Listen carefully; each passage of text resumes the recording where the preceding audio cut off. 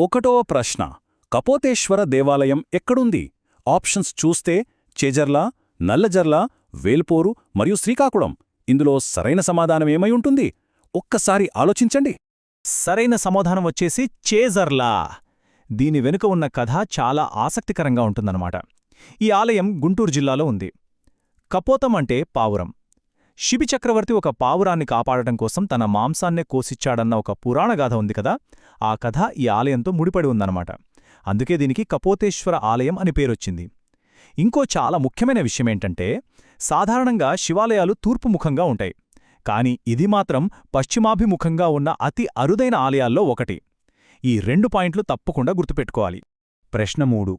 ఆనందగోత్రిక రాజుల్లో హిరణ్యగర్భదానం అనే యాగాన్ని ఎవరు నిర్వహించారు? కందరవర్మన, అత్తివర్మన లేక దామోదరవర్మన? ఈ ముగ్గుర్లో ఎవరు?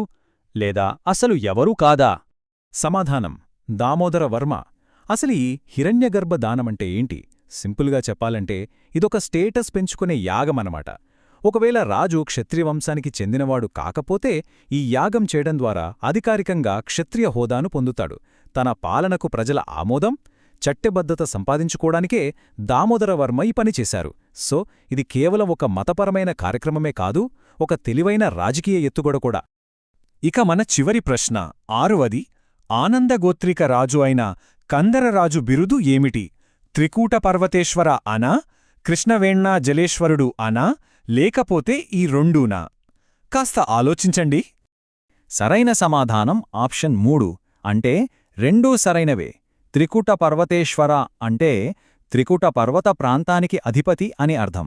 అలాగే కృష్ణావేణ్ణా జలేశ్వరుడు అంటే కృష్ణానది మీద అధికారం ఉన్నవాడు అని. దీన్ని బట్టి మనకేమర్థమవుతోంది? రాజుల బిరుదులు కేవలం గొప్ప కోసం పెట్టుకున్నవి కావు, వాళ్ళు ఏ ప్రాంతాలను తమ కంట్రోల్లో ఉంచుకున్నారో చెప్పే చారిత్రక ఆధారాలన్మాట.